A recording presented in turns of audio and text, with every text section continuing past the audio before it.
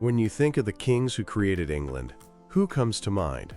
Probably Alfred the Great, the hero who saved his kingdom from the Vikings. Or maybe William the Conqueror, the Norman duke who remade the nation in 1066.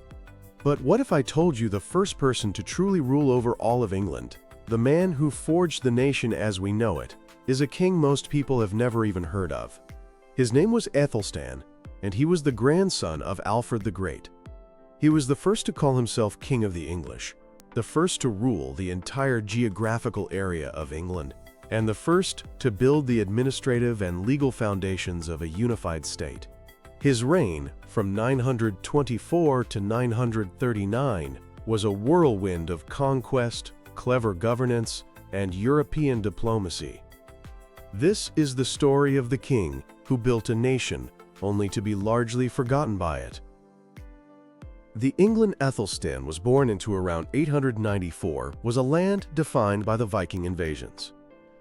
His grandfather Alfred had stopped the bleeding, saving the kingdom of Wessex.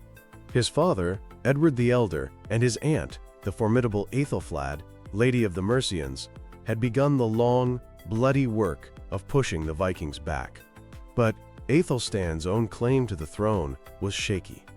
He was the son of Edward's first wife, Ecgwen, a woman some later chroniclers claimed was of low social status, casting a shadow of illegitimacy over the young prince.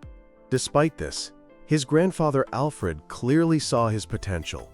In a powerful ceremony, Alfred gave the young Æthelstan a scarlet cloak, a jeweled belt, and a gilded sword, a clear symbol of his worthiness to rule.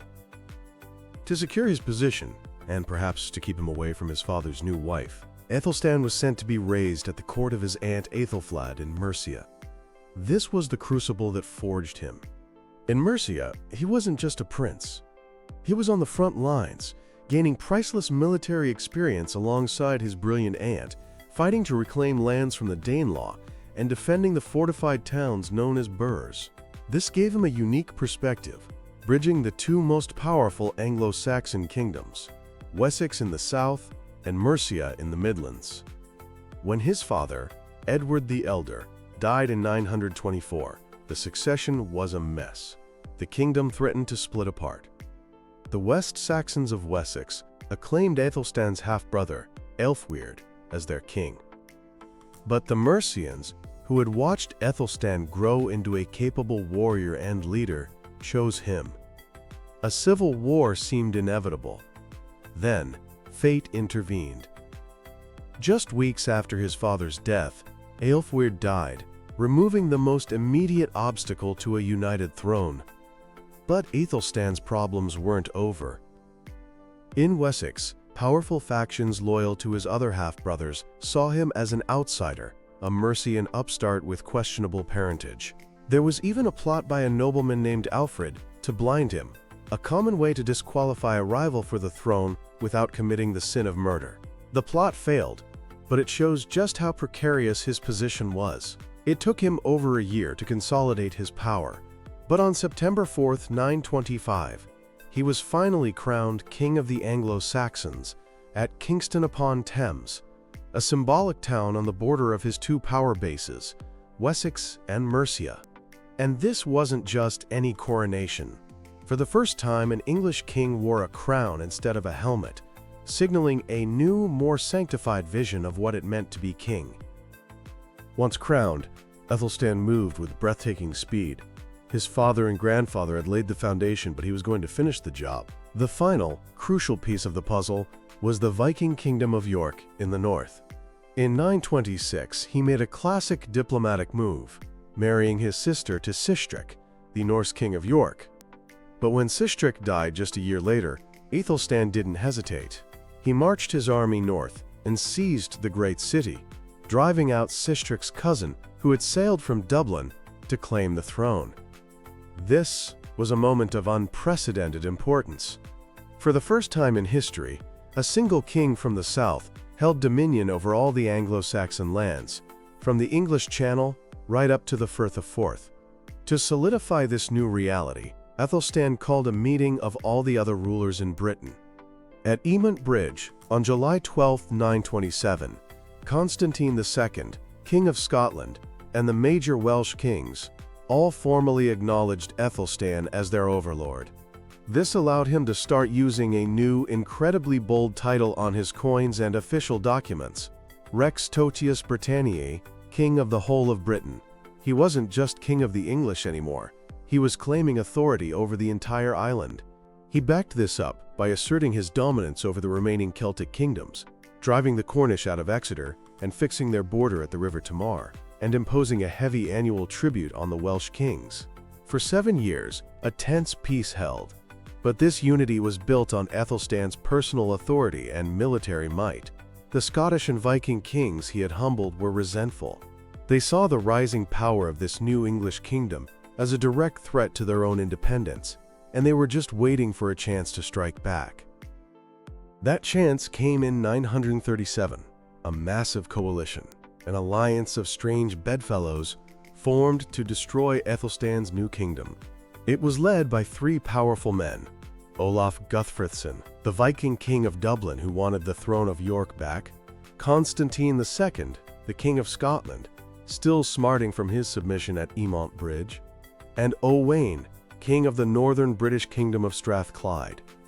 Combining the Viking sea power of Dublin with the armies of the north, they invaded England.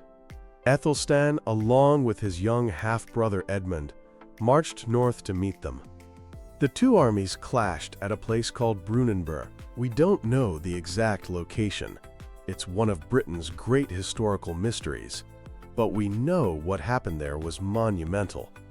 The battle was a brutal, day-long slaughter. The Old English poem, The Battle of Brunanburh, recorded in the Anglo-Saxon Chronicle, captures the sheer ferocity of the fighting. It declares that never was there more slaughter on this island, since from the east hither Angles and Saxons came up over the broad sea. The poem describes how Æthelstan and Edmund clove the shield wall and hewed the lindenwood shields of their enemies. By the end of the day, 5 kings and 7 of Olaf's earls lay dead. Æthelstan's disciplined army had won a crushing victory. Olaf and what was left of his fleet limped back to Dublin in humiliation.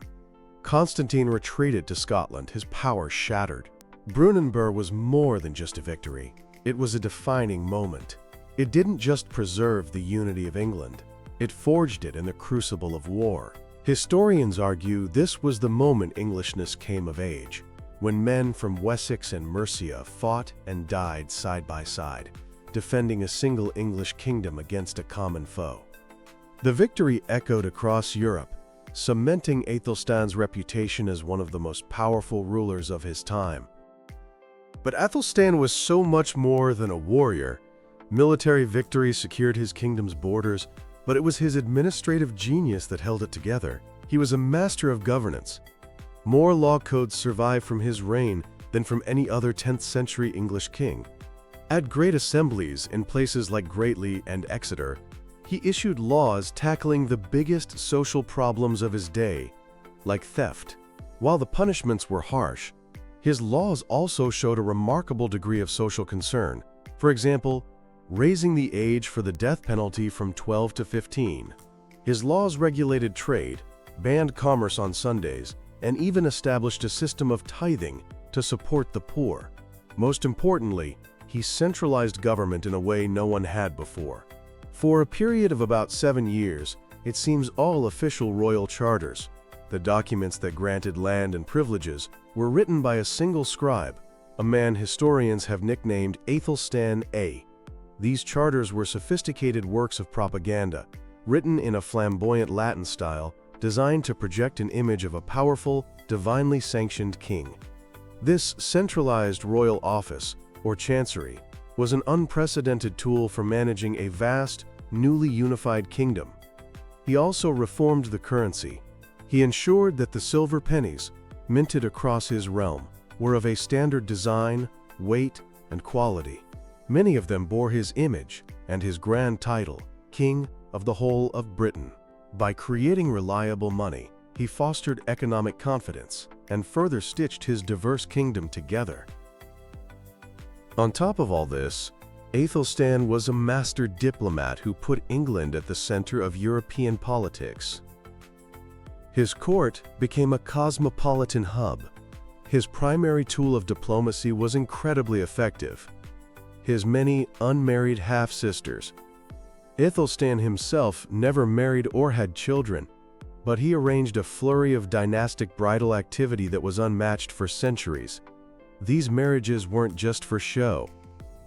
They built a network of powerful allies who had a vested interest in the stability of England. One sister was already married to the King of West Francia. When he was deposed, Æthelstan sheltered their son, Louis, and later helped him regain his throne. He married another sister, Eadhild, to Hugh the Great, the most powerful man in France. But the most significant alliance was with the new Ottonian dynasty in Germany. The king, Henry the Fowler, wanted a prestigious bride for his son Otto, the future Holy Roman Emperor. Æthelstan sent two of his sisters for Otto to choose from, and he chose Eadgyth.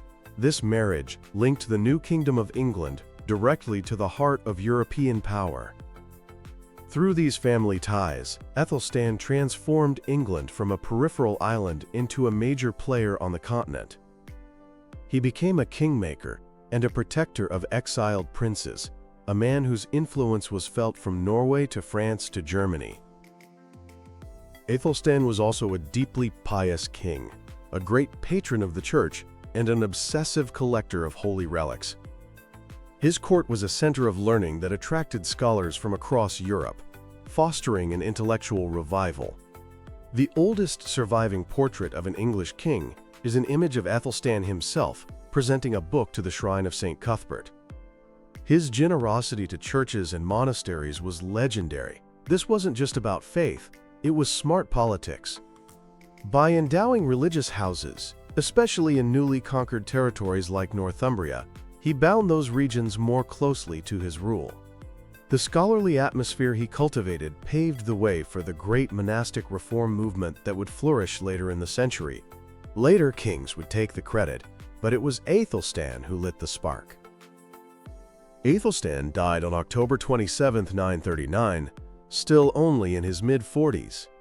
In a final, telling act, he chose not to be buried in Winchester, the traditional capital of Wessex, the kingdom that had initially resisted him. Instead, he was laid to rest in Malmesbury Abbey, an institution he had generously supported. His death immediately showed how fragile his creation was. The Vikings in Dublin seized the opportunity and recaptured York. It took another 15 years of fighting under his successors to permanently bring Northumbria into the English kingdom. So why did this monumental figure, the architect of England, fade from memory? There are a few reasons. Unlike his grandfather Alfred, Æthelstan had no contemporary biographer to write his story. His achievements have to be pieced together from law codes, charters, and the brief, heroic account of Brunanburh. History is also written by the victors and shaped by later events. The Norman conquest in 1066 was such a dramatic reset that it tends to overshadow everything that came before it. Later kings, particularly Edgar the Peaceful, also ran a successful PR campaign that claimed the credit for many of the religious and social reforms that Æthelstan had actually begun.